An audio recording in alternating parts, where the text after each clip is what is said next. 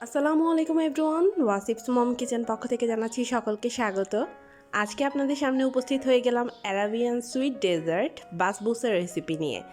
আজকের বাসবুসাটা আমি চুলায় তৈরি করে দেখাচ্ছি একদম সহজ পদ্ধতিতে, আর স্বাদ আর গ্রান অক্ষুণ্ণ রেখেই এই বাসবুসাটা আমি আপনাদেরকে তৈরি করে দেখাচ্ছি। বাসবুসার স্বাদটা কিন্তু অনেক টেস্টির হয়। আশা করছি রেসিপিটি আপনাদের কাছে ভালো লাগবে। ভালো লাগলে অবশ্যই রেসিপিটিতে একটি লাইক দিতে ভুলবেন না। চ্যানেলটিতে নতুন হয়ে থাকলে প্লিজ সাবস্ক্রাইব করে দিবেন। প্রথমে আমি চিনির শিরাটা তৈরি করে নিচ্ছি বাসবুসার জন্য। এই কারণে চুলায় একটা প্যান বসিয়ে দিয়ে দিলাম চিনি 1/3 কাপ পরিমাণ, সেই সাথে দিয়ে দিচ্ছি 1/2 কাপ পরিমাণ পানি। চিনিটা গলে যখন এইরকম একটা বলক উঠে আসবে তখন এখানে আমি ছোট এক টুকরো লেবুর ফালি দিয়ে দিচ্ছি। এতে করে চিনিটা আর আঠালো চটচটে হয়ে যাবে না। এখানে কোনো একতার দুতার করতে হবে না, জাস্ট চিনিটা গলে আসলেই এটা আমি নামিয়ে নিচ্ছি। এখন চুলাটা বন্ধ করে শিরাটা নামিয়ে ঠান্ডা করে নিচ্ছি। চলে যাচ্ছি বাসবুসার প্রিপারেশনে। একটা মিক্সিং বলে আমি দিয়ে দিচ্ছি 1 কাপ পরিমাণ তরল দুধ, সেই সাথে দিয়ে দিচ্ছি 1/4 কাপ পরিমাণ চিনি। চিনির পরিমাণটা আপনারা কমিয়ে বাড়িয়ে দিতে পারেন, মিষ্টিটা আসলে যে যার পছন্দ মতো ইউজ করবেন। দিয়ে দিচ্ছি 1/2 চা চামচ পরিমাণ লবণ। এবার একটু মিশিয়ে নিচ্ছি।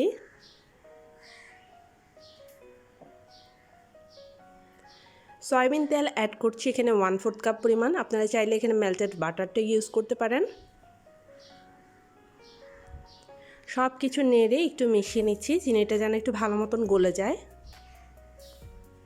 এবার এখানে দিয়ে দিচ্ছি সুজি 1 কাপ এবং 1/4 কাপ পরিমাণ।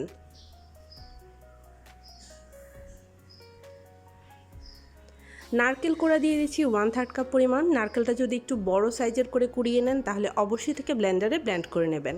1/2 চা চামচ ভ্যানিলা এসেন্স দিয়ে দিচ্ছি। আপনারা চাইলে এখানে এলাচের গুঁড়াটা ইউজ করতে পারেন, এটা মূলত ফ্লেভারের কাজ করবে। দিয়ে দিচ্ছি বেকিং পাউডার 1 চা চামচ পরিমাণ।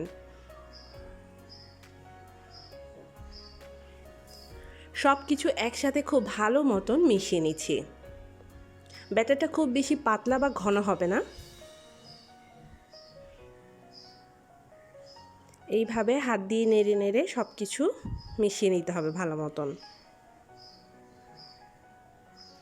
মেশানো হয়ে গিয়েছে, এখন এটা একটা পাশে রেখে দিচ্ছি।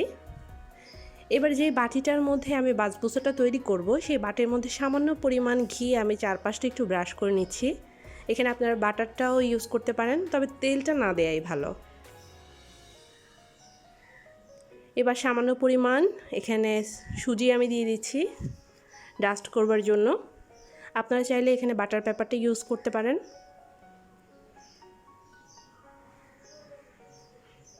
চারপাশটা এভাবে একটু ঘুরিয়ে ঘুরিয়ে দেবেন।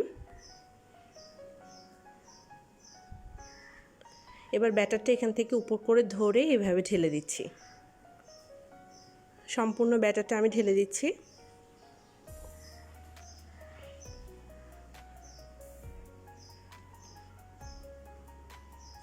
ব্যাটার ঢালা হয়ে গিয়েছে। এবার বাটিটাকে একটু এইভাবে ঝাঁকিয়ে দিলে এটা সেট হয়ে যাবে খুব ভালো মতন। এবার একটু দাগ কেটে নিচ্ছি উপর থেকে স্প্যাচুলার সাহায্যে। যদিও বেক করার পর এই দাগটা খুব মলিন হয়ে যাবে, তারপরও করে নিলে আপনাদের ছুরি দিয়ে পরবর্তীতে কেটে নিতে সুবিধা হবে। এখন চলে যাচ্ছি চুলায় বেক করতে। চুলায় একটা সিলভারের হাঁড়ি আমি বসিয়ে রেখেছিলাম 10 মিনিট যাবত। চুলার হিটটা লোতে রেখে এটাকে প্রিহিট করে নিয়েছি। এবার ঢাকনাটা খুলে আমি এখানে দিয়ে দিচ্ছি লেখালেখি 2-3টি কাগজ। এতে করে বাসবুসাটা খুব সুন্দর মতন বেক হয়ে যাবে, পাতিলটাও পুড়বে না আর বাসবুসার নিচে দিয়েও লেগে আসবে না। এবার একটা স্ট্যান্ড বসিয়ে দিচ্ছি, সেই সাথে মোলটা বসিয়ে দিচ্ছি এখানে। এখন ঢাকনা দিয়ে বেক করব এটাকে 40 মিনিট চুলার হিটটা লোতে রেখে। চুলার হিটে একদম লোতে রেখে আমি এটাকে বেক করে নিচ্ছি। ফিরে আসলাম ঠিক 40 মিনিট পর। এর মধ্যে কিন্তু বাসবুসাটা তৈরি হয়ে গিয়েছে। যেহেতু এটা সুজির তৈরি আর এটা যেহেতু চুলায় তৈরি তাই এটার উপরে কিন্তু আপনার ওভেনের মতো কালার আসবে না, কিন্তু স্বাদ ঘ্রাণ সব কিছুই অরিজিনাল বাসবুসার মতোই। এবার আমি সেই যে স্প্যাচুলা দিয়ে দাগ কেটে রেখেছিলাম সেই বরাবর হালকা হালকা করে ছুরি দিয়ে কেটে নিচ্ছি।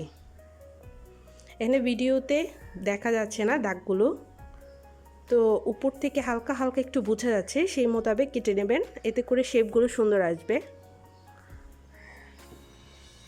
এবার চিনি শিরাটা উপর থেকে এইভাবে ঢেলে দিচ্ছি।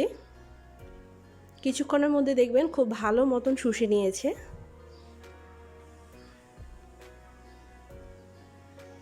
তৈরি হয়ে গেল বাসবুসা। এই বাসবুসাটা খেতে কিন্তু অসম্ভব মজার হয়। আপনারা যারা তৈরি করেননি তারা অবশ্যই একবার তৈরি করে দেখবেন। একটা পিস আমি আপনাদের সাথে কেটে একটু শেয়ার করছি। দেখুন পাশের কালারগুলো কিন্তু খুবই সুন্দর এসেছে, পেছনের কালারটাও কিন্তু খুবই চমৎকার এসেছে।